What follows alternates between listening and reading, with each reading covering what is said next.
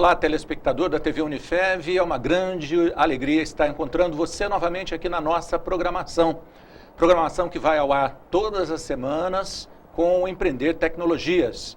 E hoje nós vamos conversar sobre um tema muito interessante aqui no Labim. Nós vamos falar sobre a profissão engenheiro de produção. Tenho certeza que mais uma vez você vai fazer uma ótima viagem conosco pelas fronteiras do conhecimento no programa Empreender. Canal 53.1, nosso canal digital, canal 55, nosso canal analógico. Hoje recebendo aqui nos estúdios o professor Carlos Roberto Garcia Cotas, professor mestre, engenheiro químico, especialista em gestão de projetos industriais, especialista em gestão empresarial pela GV, mestre em administração de empresas pela PUC, Rio Grande do Sul, consultor empresarial de negócios internacionais, professor e coordenador na Unifev no curso de Engenharia de Produção, com certeza outros também, né? Seja bem-vindo mais uma vez, Obrigado, Carlos. é uma honra. Estamos recebendo também o aluno do quinto ano, nono período, do curso de Engenharia de Produção, o Fernando Hiroshi Kurosawa Júnior. Bem-vindo também, Fernando. Muito obrigado, professor. Hoje a gente vai tratar desse tema, né? Engenharia de produção, engenheiro Sim. de produção, e acredito que seja muito interessante para o telespectador conhecer um pouco mais sobre isso, porque a gente ouve falar de tantas engenharias, né? E às vezes a especificidade da engenharia de produção é importante a gente traduzir para o telespectador. Então vamos falar sobre isso, né? Esclarecer, contextualizar a engenharia de produção. A engenharia de produção ela nasceu de uma evolução natural da engenharia. Hoje você sabe que nós temos 67 tipos de engenharia registrados no CREA. Puxa. É muita coisa, né? Nós temos antigamente você tinha o quê? Engenharia militar, né? Que era Sim. a construção de equipamentos. Quando você passou a ter construção de residências e outras coisas, você passou a ter um engenheiro chamado civil, que não é mais o militar.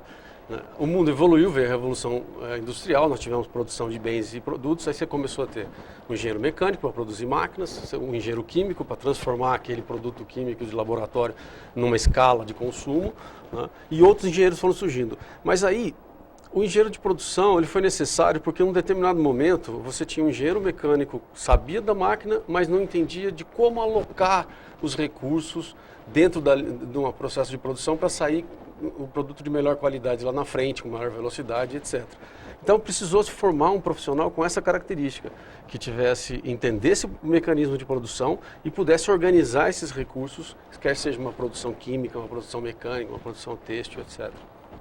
Mas aí, naturalmente, é preciso um conhecimento sobre cada uma dessas áreas. Sim. Por exemplo, você é engenheiro de produção, mas trabalha numa empresa química, naturalmente tem que ter algum conhecimento Não, previamente não. Ele aprende no curso, né, os processos produtivos, então ele entende um pouquinho do processo químico, um pouco do processo mecânico, etc.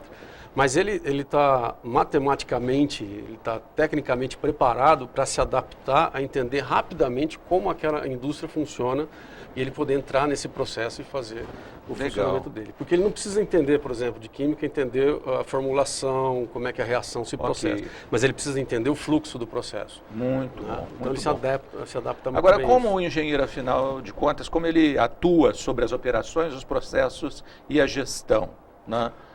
O que ocorre nessas etapas, como ele interfere? Nas operações, ele é focado em produtividade, né? Então ele vai olhar qualquer operação dentro do processo produtivo e vai tentar extrair dela a melhor produtividade possível, menor uso de recursos, menor uso de engenharia, menor uso de pessoas, etc. Então ele olha para aquela produção e fala, o que eu posso fazer aqui para melhorar? Né? Ok. Quando ele olha o processo, ele precisa entender, e ele vai entender como que isso aqui flui de forma mais satisfatória. Né?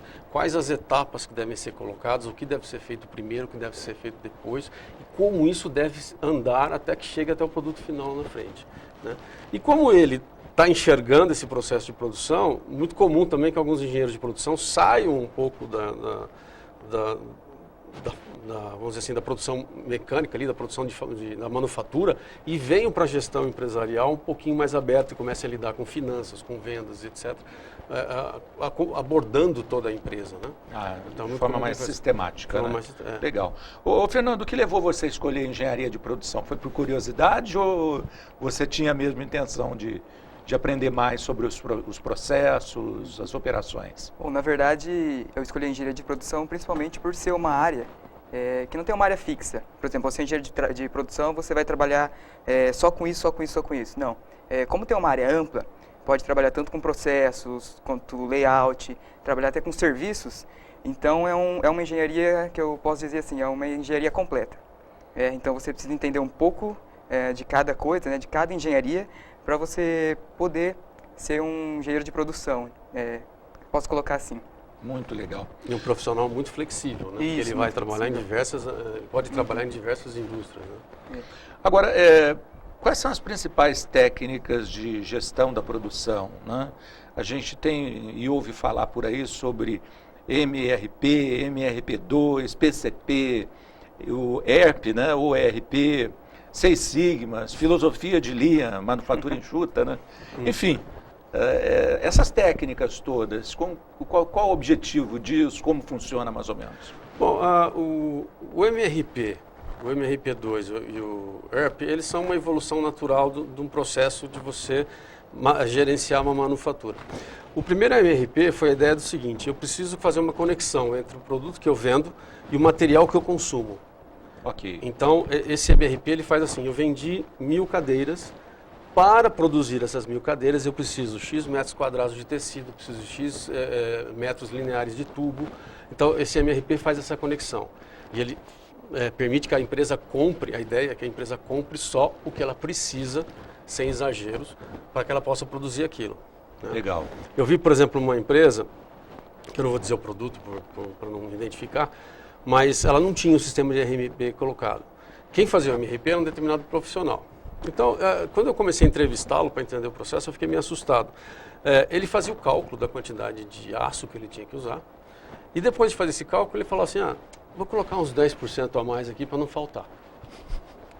Ou seja, quando você vai ver ao longo do ano esse excedente pela essa insegurança, por não dominar o processo, a empresa estava gerando um desperdício absurdo lá na frente, né? Com certeza.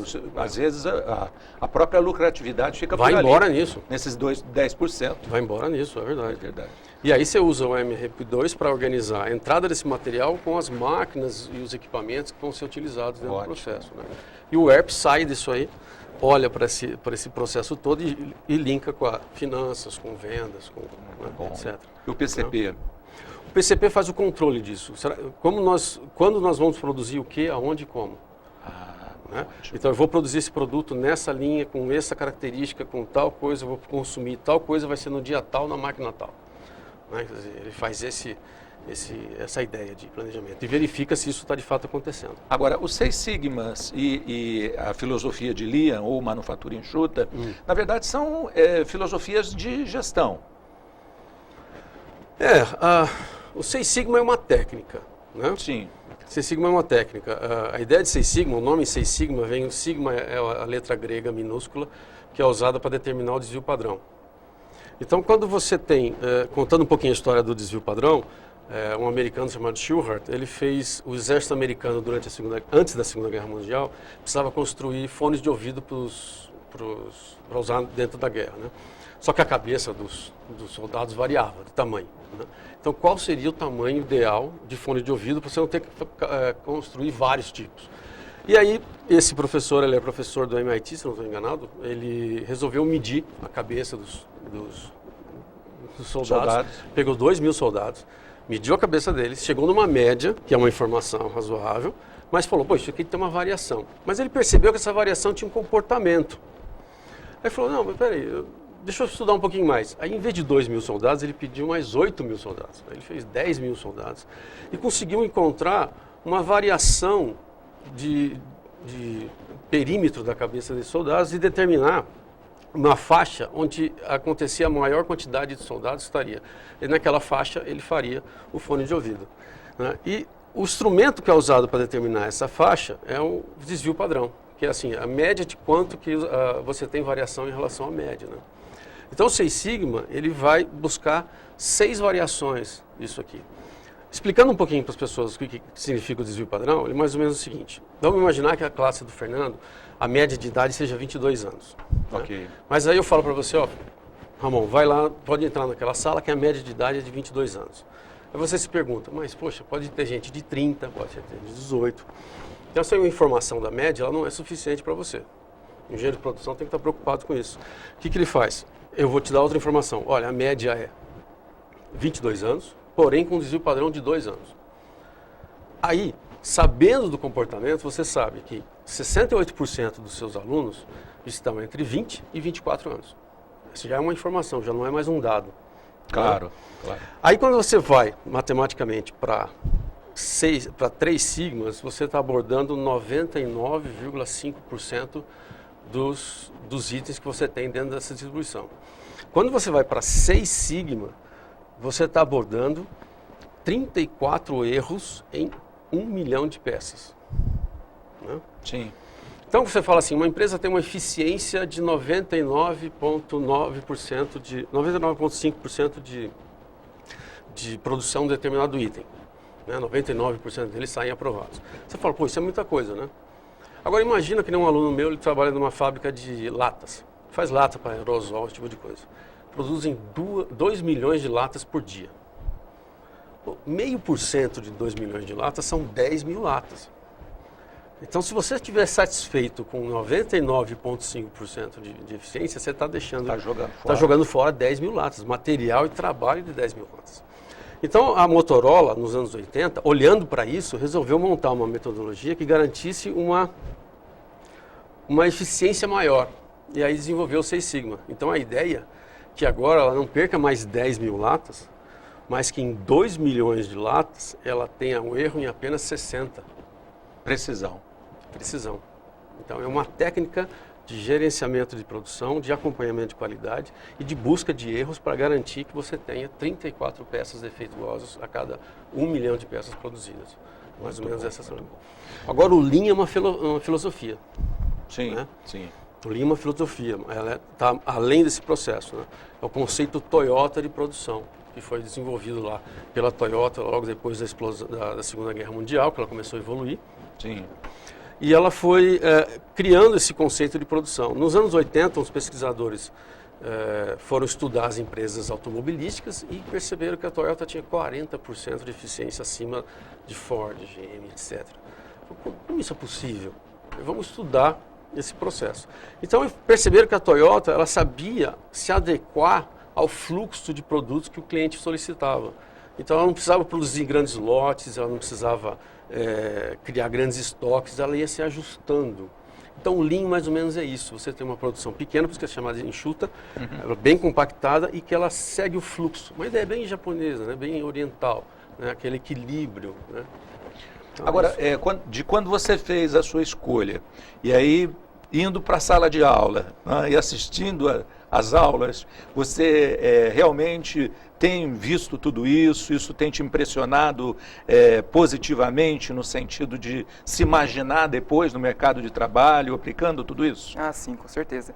Eu entrei na engenharia de produção querendo se especializar ou aprofundar um pouco mais na área de gestão do agronegócio, que é uma área também do engenheiro de produção, tanto a área industrial, a área do agronegócio. E com as aulas, com tudo que a gente vai aprendendo ali durante o curso, eu mudei um pouco de visão. Gostei um pouco mais da área industrial, um pouquinho mais de layout, todo aquele processo mesmo, que começa desde o Lean, toda essa gestão vindo da qualidade, mudança de alguns sistemas. Isso proporciona para o aluno, né, que está começando como eu, uma visão de como nós estaríamos no futuro, né? Como os alunos que entram estariam no futuro. Legal. E eu estou com 100% de certeza no curso que eu estou. Que bom, que bom. Inclusive o TCC dele é na área de layout que ele está estudando. Sim, de layout. Ótimo. Mudança de layout, melhorias, porque algumas empresas elas foram criadas, né, de pequenas empresas. Então, grandes empresas foram criadas a partir de pequenas empresas. Então, elas começam a fazer um puxadinho, começam a ir para uma área assim que não seria legal, um processo ali. Então, para a gente poder fazer a alteração desse layout, a gente começa a estudar todos os processos, entender os processos e aí aplicar os conhecimentos que a gente ganha em sala dentro desses puxadinhos que reordenando, reorganizando esse processo, né? Isso tudo como eu posso dizer, isso tudo eu aprendi dentro de sala. Isso Sim. porque eu nunca tive ainda nunca tive antes, né? Depois que a gente começou a fazer as visitas técnicas, a gente pôde observar o que a gente aprende nas grandes empresas. Foi muito legal a visita para a Hyundai que a gente fez. É uma multinacional, uma coisa absurda, né? Então a gente consegue ver tudo que a gente aprende em sala aplicado nas grandes empresas. Puxa, legal, muito bom. Gente, eu vou fazer um rápido intervalo, daqui a pouquinho a gente continua com o programa. Você em casa não saia, não se afaste da TV, e daqui a pouquinho a gente continua com o programa de hoje, falando sobre a profissão engenheiro de produção. Voltamos já.